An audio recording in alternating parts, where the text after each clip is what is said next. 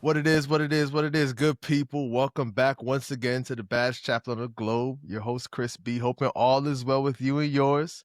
Brr, To brr, brr, brr. Yeah, got to. Hear my brother, Pastor Macho Lara, talking about his new book, Control Alt Believe. Macho, what's good, man? Welcome to the podcast. Yo, just we out here on these streets still grieving the Knicks loss, but Ah, that's uh, real. That's real, man. The city was on fire. It was a wonderful time. I'm living in Virginia now, so even down here, I've run into like my fellow New Yorkers in exile, and we cope and we grieve. he said New Yorkers in exile. We commiserate about all that's going on, especially with Tibbs getting fired. That was a curveball too, man. Yeah. But I mean, it Nick, was a fun year. This is the first year that I honestly made the decision that I'm going to root for a team and watch basketball. yeah. So, and people would ask me, "Are you a fan yet?" I'm like, "Look, I'm rooting for the team. Give me the whole year, so I Uh, can experience it all." And yeah. unfortunately, I experienced the highs and the You get the lows. lows. You get the lows, man. Like it's the most fun I've had with the Knicks probably in 30 years. But it just really, I don't feel like it was a disappointment by any means. I mean, I hate losing to the Pacers. God knows I hate losing to the Oh, Pacers. But getting to the conference finals, like I've been saying it, bro. Like this is the first time we've been to the conference finals since I was getting invited to like bar and bat mitzvahs. So I'm not mad. You know what I mean? man. Like I'm not mad at all. Yeah, for sure, man. But before we go into the book, just take us back to what was going on in your life when this idea hit you. This idea of control alt believe. Yeah, so it's interesting because the idea of control alt belief, that in and of itself was actually more recent. I think broader, it's this idea of faith, what faith has looked like in my journey and in Erica's journey Mm-hmm. and during our life. You and I became connected because of our time in Brooklyn, Mm-hmm. and that uh, us transitioning into Brooklyn was a huge faith step for Of us. course, of course. Um, and we've had a few different things in our lives, and more recently in our church community, we have a lady in our church community, and I was recently remembering a conversation that we were having, and she's just asking me like, well, how did you get to the point where you were willing to make a faith step like that? So this broader idea of faith and how it's been a journey of faith was really the idea. It was like the big idea, but I didn't Mm-hmm. really know how to lean into it. Right. Nor did I have a plan to, for a variety of reasons. Maybe we can unpack that. I can go talk a lot, but Here I'll for it. let you lead any questions about that. Yeah. So it's really, you know, I guess what it lends me to think is like, is this sort of like how to fix your faith book, or more of a how to sit with your faith in this broken book? Yeah, I mean, it is definitely not a 10 steps to fix your faith. Got you. It's not that in with any stretch of the imagination. Mhm. I would say it's more about learning to be present in the moments where your faith feels broken, Mhm. in the moments where your faith gets challenged. Second Corinthians talking about my grace is sufficient for you. Like, what does that look like when you're literally on a hospital bed, right? Like Right. Come you on. you and I have experienced that. No doubt about it. And it's just there's not going to be a formula in there. There's a lot of questions that I explore.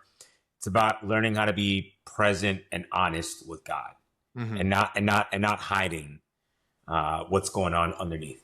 Right. That makes a ton of sense. There's that sort of vulnerability with God Mhm.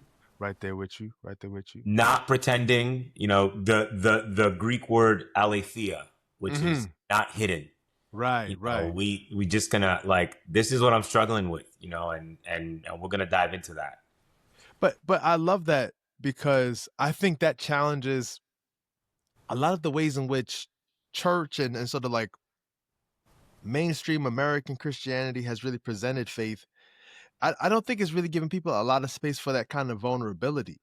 I think Mhm. people feel like they have to be in control of their faith and they have to sort of be almost participating in this whole presentation. And I really would love to hear your thoughts on that. Like, why do you think churches often make people feel like they have to be in control of their faith rather than acknowledging that they're on this sort of faith journey?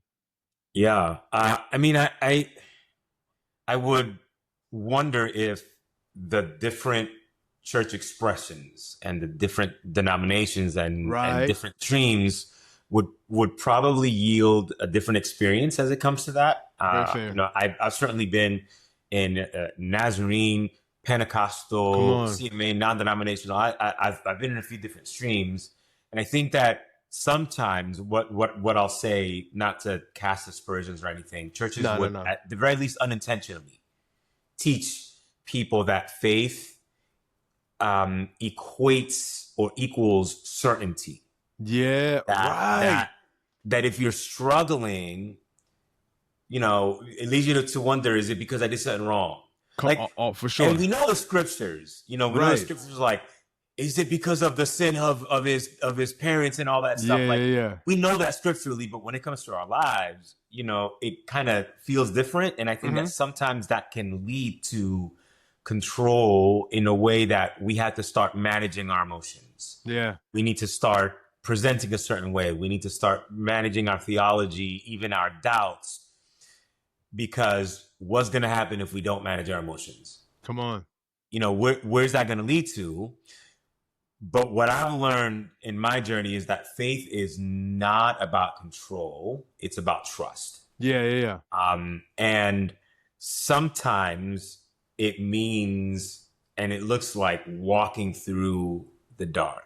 Like, what does it mean to trust in the Lord and lean not on your own understanding? Um, so yeah, I mean, I think in this book I explore how the desire for control shaped my own spiritual journey, like Mhm. early on.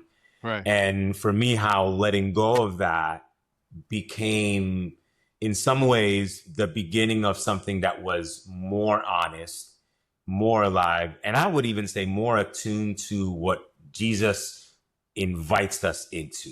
Come on. Come on. No, I love that. I love that. Because with that, I think there's a lot of understanding that has to happen, a lot of learning that has to happen, but also a lot of unlearning, right? Because to your point, even if it's not malicious, there's a lot of stuff that can kind of junk up our understanding of what faith actually is. So what's one thing that you think you had to unlearn about your relationship with God? Um, Man, that's good. I'm sitting here and I'm getting a little bit emotional, honestly, on the fly, No doubt. because I'm looking at a picture of someone from our church community that passed away not that long ago. Got you. And I just got a little emotional. For sure. And I talk about her in the book, in the last chapter, and it correlates to what I was thinking about. I had to unlearn the idea that God meets us only when we have things all together. Oh, ooh. Yeah, Um, yeah. the reality is, God meets us in the wilderness. Right. God meets us in the silence. Yeah, yeah, yeah. God meets us in the hospital room. God meets us on the hospice bed. Yes. Um, um, Sorry, I'm You're just good. You're getting I'm good. just getting emotional because I remember conversations I had with her, like literally at the end, and just seeing God be present in the midst of those conversations. No question. Um, so yeah, God is near to the brokenhearted. Yeah. Yeah. And think about the ways in which a lot of church traditions don't really give people the latitude to have that kind of vulnerability. Like it is more than okay to have an emotional response to this. Like I don't think like we the church in the West has overvalued stoicism for so long and conflates it with this understanding of strength. But I think the model and the example of Jesus is one that shows us strength demonstrated through vulnerability more than anything else. And it's Yeah. just ways that we think we have to be that God isn't calling us to be, that God actually, makes this strength shown through our weakness. Um, so with that being said, like how were you able to give yourself permission to write honestly, to just like really be vulnerable with your writing? It's it's funny because so for a long time, I actually wanted Erica and I to co-write a book together, right? Hmm. I wanted us to kind of do it, but honestly, I kind of used that as an excuse to not actually do it. Yeah, It was yeah, I like get you. procrastination Yeah, in a yeah. way, and it was I have two other friends of mine and coworkers that we have a voice text thread, um, and it was that like, oh, I had these kind of thoughts, and let me just kind of put pen to paper. um, and I remember asking Erica in February, all right, so do you want to write this book with me or not? Yeah, Like, no, and stop yeah. using me as an excuse. Just go ahead and write the thing. Yeah, yeah. What I realized when I talk about this in the book. I've been recently diagnosed with multiple sclerosis, Got you. and it actually impacts my left hand, in how much I can type, Right. Yeah. Yeah, and yeah. even when I play guitar and sensitivity. So I'm Right, a tech right. person.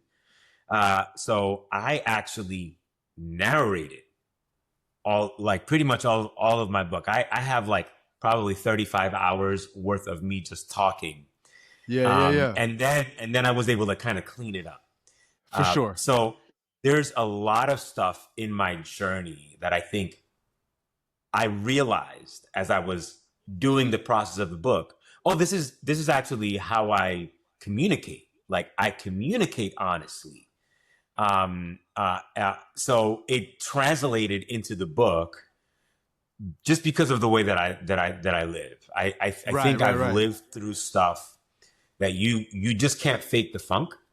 Come You on. just can't put up a facade. I got to a point 20 years ago in my spiritual journey that I realized the beauty of not living in hiddenness. Come on. And the reality is that I think you get to a point, I think there's an invitation in the journey where honesty becomes the only faithful option. Yeah. So when I think of people that might be reading, whether it's what I write or what you write or what people kind of put out there, I don't think people need polish. I think people need presence, is what I think people Yeah. need. Um, and I think that what people are looking for is for someone that's been there, For someone sure. that knows, that experiences. Like, I understand. Sympathy is great. Empathy feels different. It's like you understand my pain. Right. So that's the kind of pursuit and posture that I've taken. And even after I wrote the manuscript, I've started writing in Substack and kind of things of that nature, and kind of putting some stuff out there. And that's really all that I try to do. I'm not trying to clean up my mess. I'm trying to show you, like, there's a part in the book, not to kind of go too much into it, where All Jesus, good. is talking, like, Thomas is like, yo, is that really you? And Jesus is like, look, here's my wounds. Touch, Right. touch there. So, Right. like that's a model for me. That is, like, he just went through the lowest of lows, and he's not like, let me put some death becomes her, magic on this and kind of hide it. He's like, Yeah, no, yeah. boom. Yeah. That's my wound. That's my scar.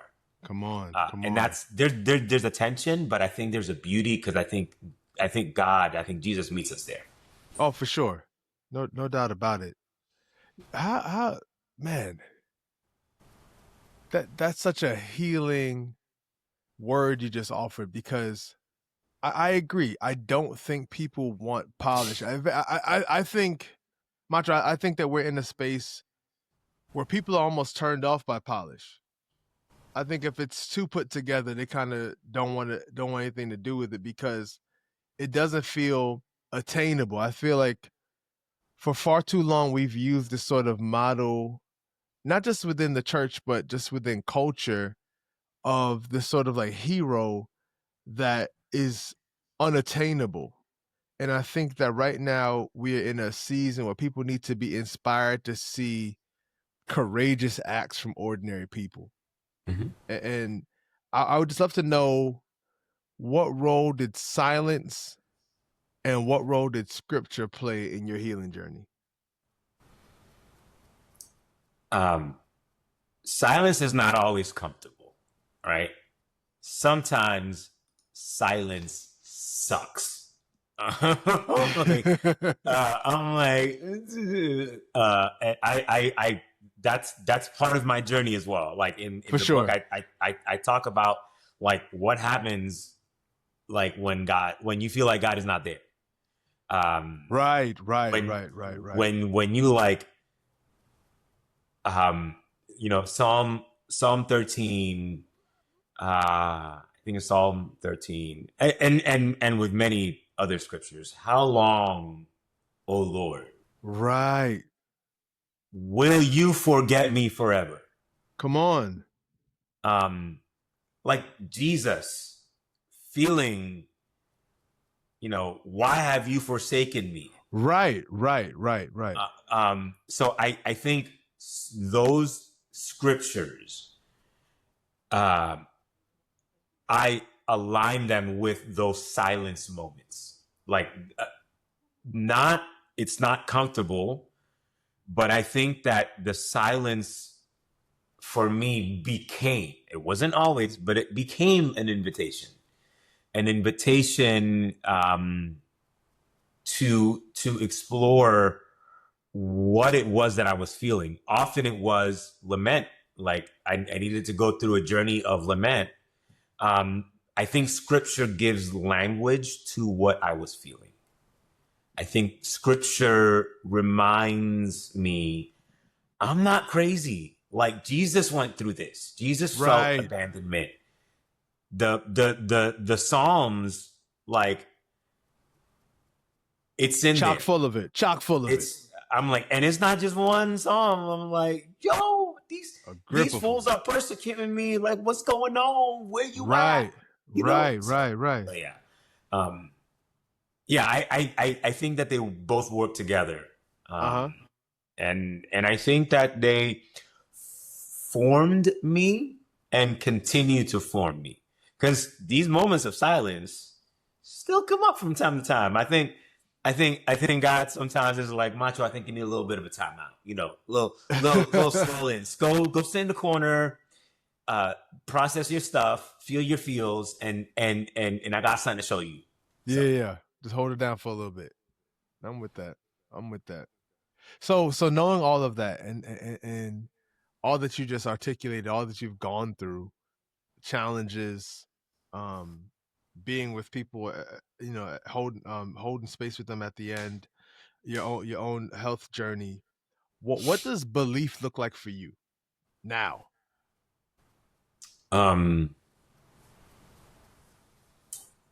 uh belief. I would say, I mean, just paralleling that journey of trust and dependence in a God who is present Uh-huh. in the midst of my suffering. Right. The trust in a God who is present with me in the midst of my crash, in the midst of my life failure, and knowing that belief is more about that level of trust and not about me performing to a preconceived notion of what being a follower of Jesus should look like. Right, right, right. It it's going to look, belief is going to look less about me needing to defend a particular theological position, right? And it's more about me staying open to the grace of Jesus in the moments when things don't make sense. Not Right. if, but Yeah, when yeah, they yeah, don't yeah. make sense, right? When? I have been learning and on a lifelong journey of learning that I don't need to know all the answers. I mean, I'm a pastor now, church planner, and I tell folks sometimes, I'm like, look, I don't have all of the answers to your questions. It's not about that. It's about being present. It's about having the confidence in what we hope for. It's about having the assurance about we do not see.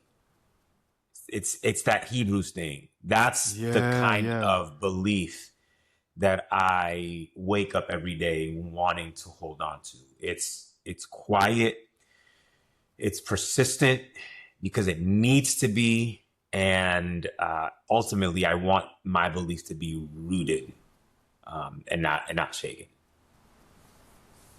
I totally hear that. I totally hear that. My goodness. I just gotta let that breathe for a little bit because I think that so much of what you're articulating is an understanding, if not a commitment to the process that is so scary at the beginning.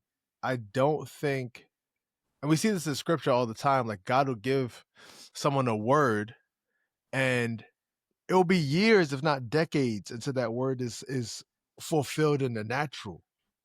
And so there's so many moments to be like, yo, God, did you forget what you said? Like, how could you give me this dream? I'm gonna be a leader and now I'm in a pit. Like, how could you Mhm. give me this vision and then the king want to take my wife? Like all these different ways that it goes left. So I just want to know, like, in what ways do you feel like God is surprising you on your faith journey? You know, I so the surprise, um, and it's this is how I would answer it, because on the one side we could say surprise, and God could be like, "Yo, this was the plan all along, right?" So we get surprised, and God's just like, "Yo, I was just waiting for you, like to That's just." real. So there have been, I referenced earlier our journey to come from Atlanta to Brooklyn, which is the church plant that you and I were part of. Right. That was just a huge, not a huge. That was a series of things that necessitated faith For in sure. action For for us sure. to kind For of sure. step in. And I think whether you say, the way God surprised me or the way I was just like, yo, boom. But it was on the earthly human side, it was surprising Yeah. because there was no way, I teach Excel now. There is no Excel formula that I can come up with right now to define how our finances worked back then. It Man, should not have happened at come all. on. Come I on. had $1,000 a month was what I got paid for a part-time job. We had Right. a family of four, Come and on. somehow God showed up. Boom, boom, boom, boom, boom. Like, Yeah. um, but it's not just the pragmatic ways. I think it's the deeper stuff that also happens. There's a Come there's a on. story that and I, Chris, I don't know the last time you would have heard this story, but I've shared it several times. There's something that happened in Brooklyn shortly after we moved to Brooklyn, Uh-huh. and it's a story that kind of marked me internally. I do write about it in the book. Shameless plug, but I mean we talk That's what about we're the here book, for. That's what we're but here for. but I That's what we're here but for. I but I talk about this several times, and we're walking up Kingston. This Yeah. is like 3:30 in the afternoon. I'm pushing Elias at that time. He's a year and 9 months in a Come stroller. on. Come on. Eliana's about to turn 4, Right. and we coming up on Kingston and Prospect. Uh-huh. And cops are putting evidence tags at 3:30 in the afternoon as we're Yeah. walking north. And I'm like, oh, boom. I'm oblivious. And I find out shortly after that, like about 5 minutes, between 5 and 10 minutes before we walked in that direction, there was a guy chasing someone else coming in this direction, and he was just shooting as he was Right. chasing, right? Right. So we were 5 to 10 minutes away from being in a crossfire. Oh yeah. And all of a sudden, my sense of security and control went poof. Oh, quickly. And I had to process that. And as I was processing that, I've never heard the audible voice of God, right? But I've had a sense in my spirit of God talking to me. And what I felt God asked me was, do you trust me to take care of your kids better than you can? Come on. And when I processed that, like talking about faith and honesty, my response to God was, honestly, no. I'm not living like I trust you Yeah. to take care of my kids. I'm living like it's my It's on me. responsibility. Right. It's on me to take care of my kids' safety. It's on me to take care of my finances. It's on me to take care of our next steps as a family in ministry, of my next job. It's on me. That was our first 3 months of living in Brooklyn was when that happened. And that's something that I've carried. So, not surprise, I'm kind of tweaking your question a little bit, but that's been the biggest lesson in this season of life that I've continued to take. And God keeps showing up. He's like, yo, remember, it's not on you. Like, do you trust me to do this more than you? And I'm like,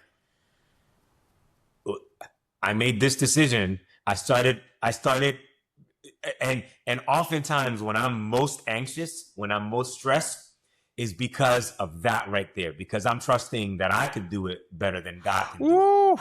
And when I do that, then I become anxious. Then I become stressed. Right. Then I become freaked out and all that kind of stuff. And that's been faith and journey. Come on. Man, you preaching for real. Like, no, but for real though, because it's like, I love that honesty where you were like, nah, I don't live like I trust you. I don't live like it's up to you. I live like it's up to me. And I think So I let you do with that, right? Right. Because it could be up here. We can have this realization up here, but faith without works is dead. Like faith is a journey, right? Yeah. Like there's this part over here, but I'm like, okay, God loves you enough to, okay, you got to understand it, but that's baby steps. We gotta walk it out. We got, walk, we gotta walk this faith out. Yeah. So now that I have this understanding, what are the steps? What are the actions? What does my journey look like to now put boots to the ground to that faith? That's it. That's it. Sorry. No, no apologies. Because it really is on point like that, because there's so many spaces where faith just ends up being a nice idea. Mm-hmm. Faith just ends up as a theory rather than lived out practice. Like I tell my boys all the time, like, it don't matter what you say you gonna do as much as it matters what you gonna do. Like I can tell you I'm a really, really nice person. Trust me much, I'm nice. But if I'm never living out a particular kind of kindness, it don't matter how much I talk about it. Like, what are you actually going to do? So I really appreciate you lifting that up. How has writing this book changed you? I'm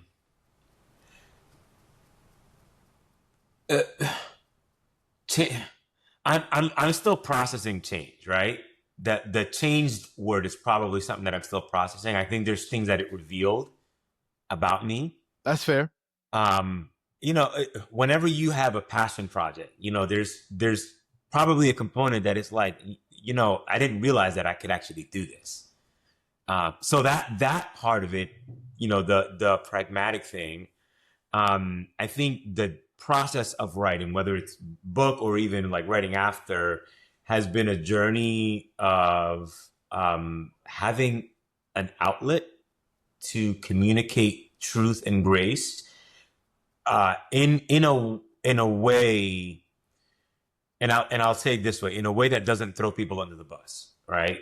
Ooh, say more about that though. That's really good. People need that. Because one of the challenges is like I've gone through stuff in my life that has been challenging stuff that is connected to other individuals, is connected to other people, right? How do I communicate that truth, that grace, those scars, that story in a way that is honest, Right. but also does not bring someone else's perspective or kind of stuff? Because this is my healing. This is my journey. This is what God's done in my life. And it was a dance in some of those stories and some of those things. It was, but I was able to hold it in a way that I believe is holy, is sacred. Mm-hmm, mm-hmm. I would want to say, so the manuscript part, that first part, that was like a rush.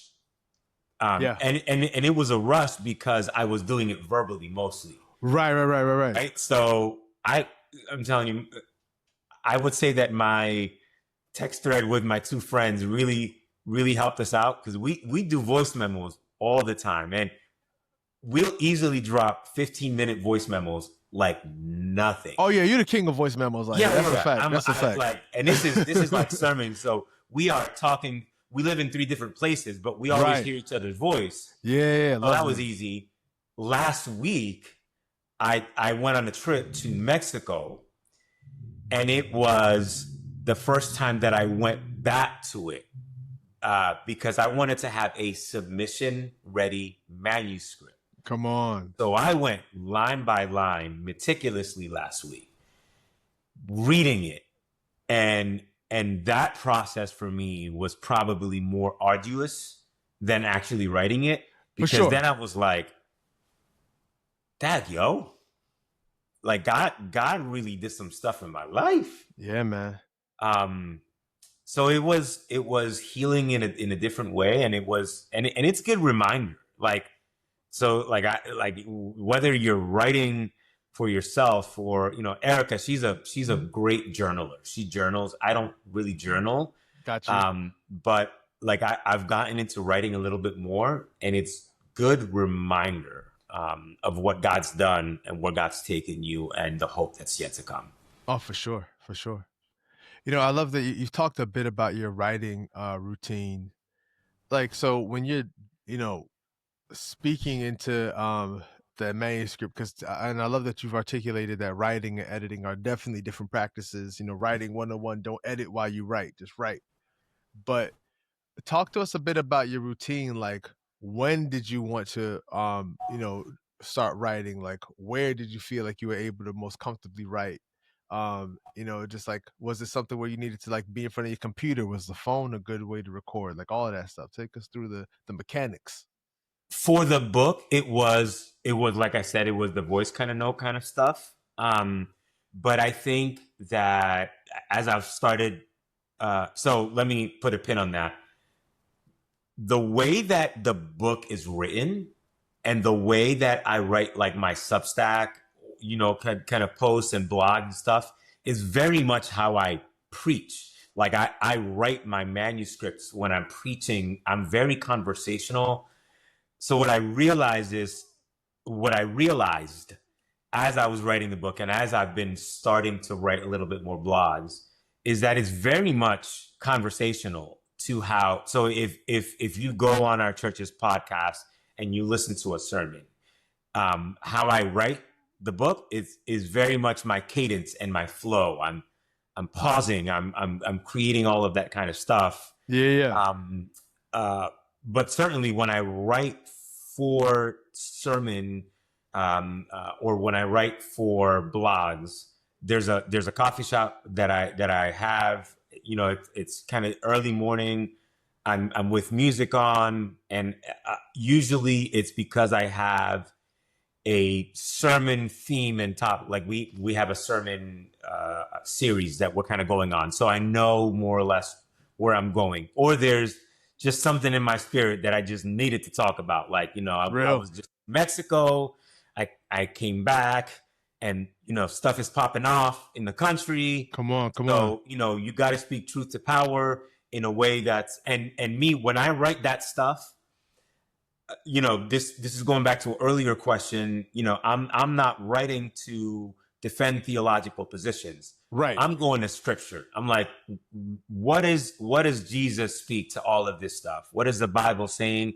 And all I'm doing is I'm just talking about the Bible. I'm just talking about scripture, because at the end of the day, like our church's mission is we exist to make disciples that increasingly live like Jesus for the sake of the world. Yeah. So that's what I'm about. I'm not here to stand on a soapbox to kind of do.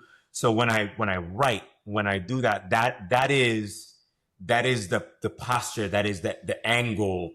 There's a verse, and hold up, because I have it written here. Hold up, I gotta pull it up.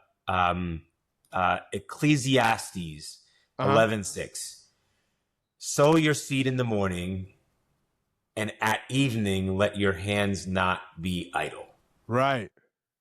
So like that, it kind of in a way is a framework to write imperfectly, but at the same time faithfully. Yes. How can I be a faithful steward of what God is calling me to, this assignment to shepherd this community? Like I don't engage in hot topic stuff. I rarely do that because that's other people's lanes that are called to that. But from time to time, I will drop something. But when I do that, whether it's a sermon or a blog, it's just to be faithfully stewarding this thing. Right. In an honest way. So yeah. I love that. Yeah. So you're not looking for the trending topic, but I'm gonna talk about this today. You're not doing all that.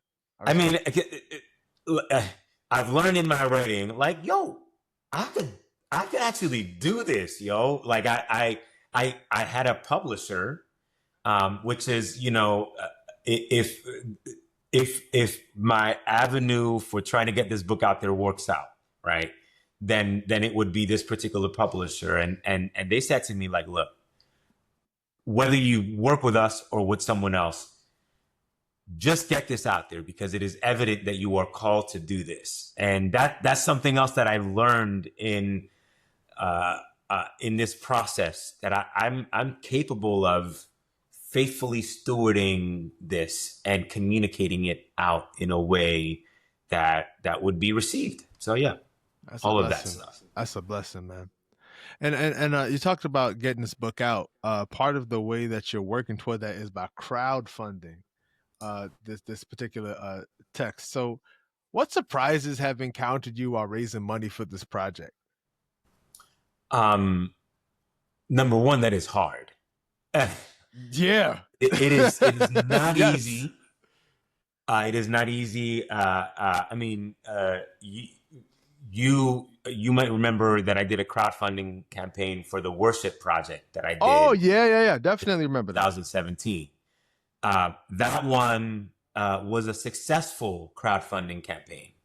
And I am hoping and praying that this one is also a successful crowdfunding campaign. Oh, for sure. So I will say that. Crowdfunding, as with church planting, so I will make a statement about church planting that a friend of mine, a church planting friend, said that he was surprised when he was planting a church that the people that were there year 3 were not the people that he expected would be there. The people that he thought were going to be there were nowhere to be found. Come on. Right? And that's so there are some of those surprises in the people that are, kind of backing the campaign. I also know that there's also, ignorance not in the you ignorant, no, not ignorance in not knowing the information, right? And how crowdfunding, because different crowdfunding sources work differently. I want the route of Kickstarter because for me, it's always been an all or nothing thing. And it's intentional because the route that I'm going to try to get this book out there has dollars and cents to it to work with a hybrid publisher. So I don't want to go, what's this other one? GoFundMe, right? Yeah, yeah, yeah, yeah. That GoFundMe avenue is if you get, anything that people contribute to that, like that comes in, right? I don't want to get 80% of the way of the funds. And then I'm like, we didn't make it all the way. And and then I got to come in with The other 20. $2,000 and get it, Right. So for me, it's an all or nothing thing. Like Yeah, yeah, we yeah. either going to get all of it. And if we meet our goal on June 30th, then, all of those pledges are processed and then we kind of move forward. And if not, then we'll kind of do a different thing. I've been surprised by people's generosity, people that I Mhm. didn't expect. And yeah, I've been sharing stories about the book. I've started sharing quotes online on social media. And my angle has been like, look, it's, for some people, it's like I'm supporting because I want to copy the book. But for me, it's like this story, I believe wholeheartedly that this book is going to bless people. Anyone that picks up the book, I'm confident that you're going to get something out of it. And that's what I want for this Kickstarter campaign. Yeah, I love that. I love that for sure. What's your advice to someone, especially a creative, who's afraid to tell their truth? They're hearing this and they're inspired by you, but they're like, I'm so nervous about telling my truth. Um, there. I'll start by saying this. I've had moments in my life in which I knew, my wife knew that God was inviting us to take a particular step, to do something. And one of the things that was a barrier to that was the fear of what will other people think? Yeah, yeah. What will other people say? Uh-huh.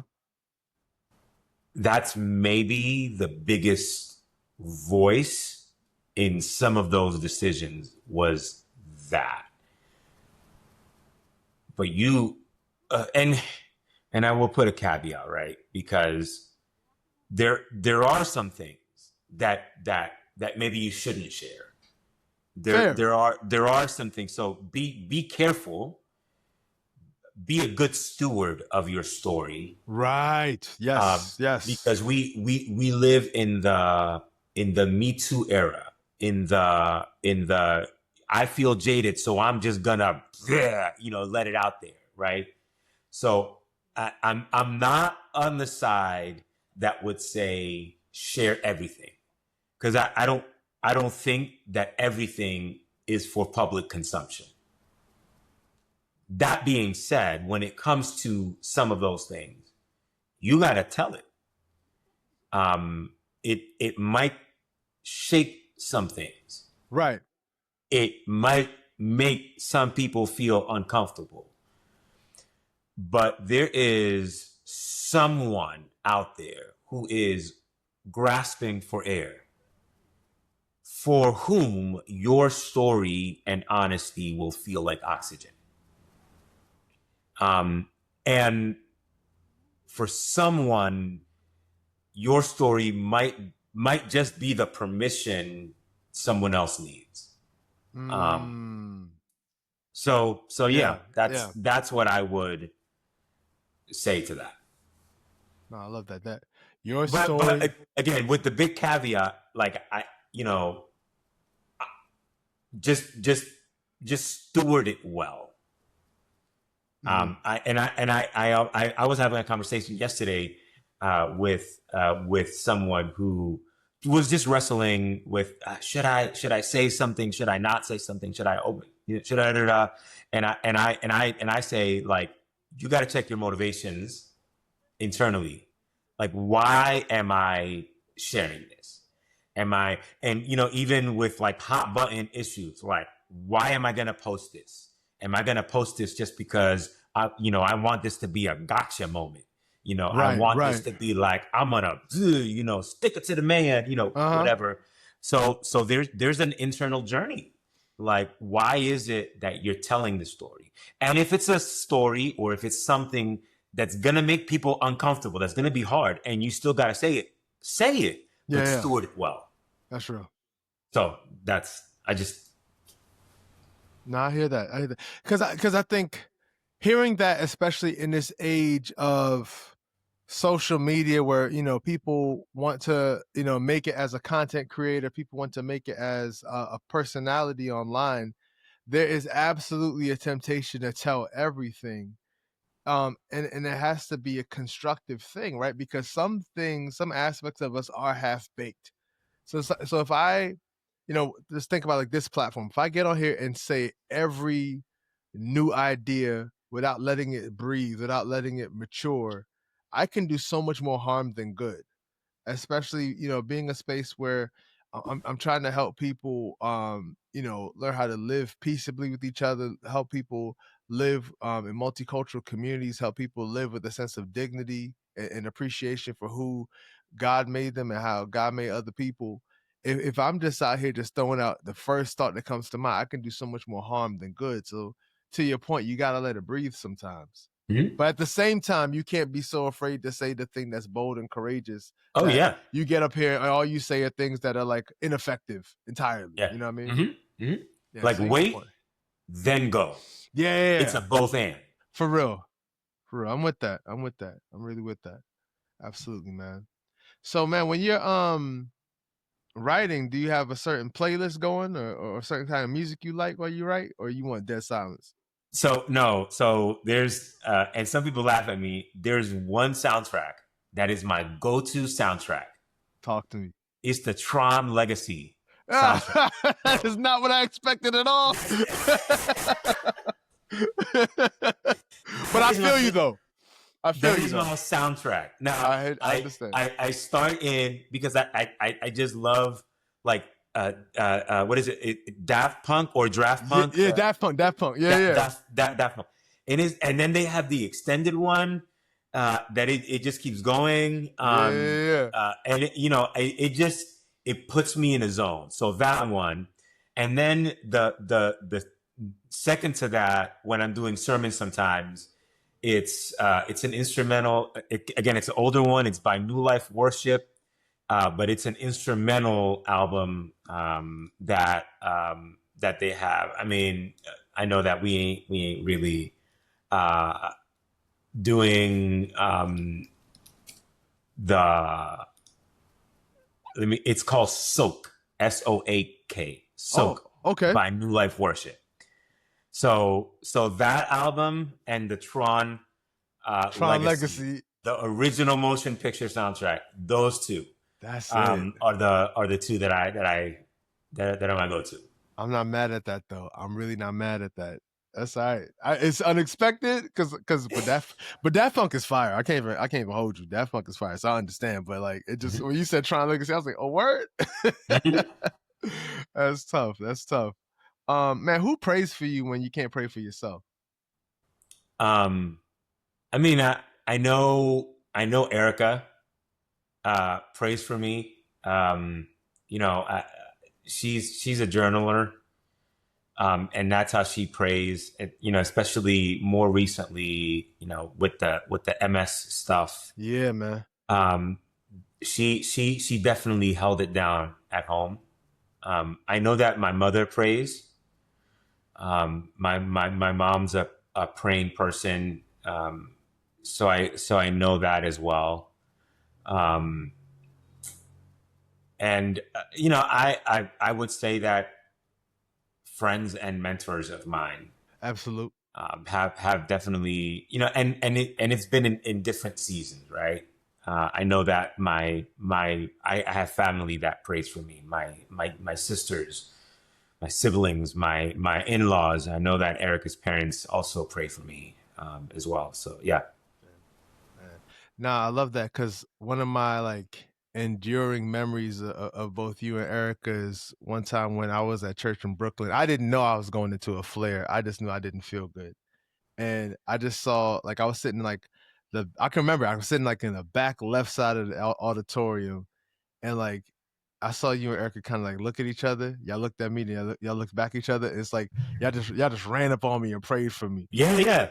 I That mean, was at PS 705, right? yes, yes, exactly. That's where it was. That's exactly where it was. And I remember just feeling so cared for in that moment. And like I trusted y'all, so I knew y'all weren't gonna jump me or nothing. But like it was like I was right, y'all look at each other, look at me, look at each other.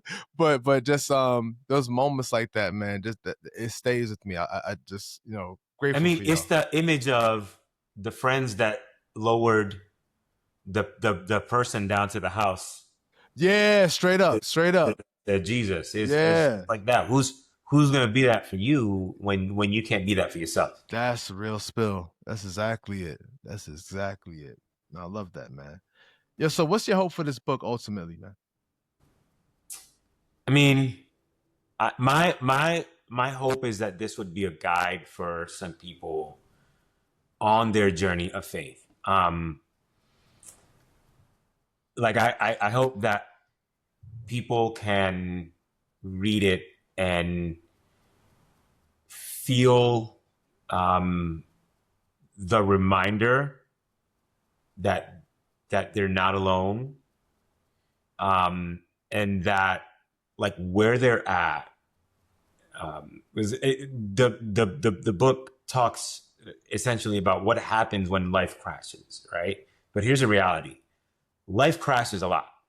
Right. Like we feel that crash a lot. So the journey after that crash, when it comes to faith, it's almost cyclical. And sometimes you kind of pick it up like this, and then something else happens, and you gotta, like this kind of.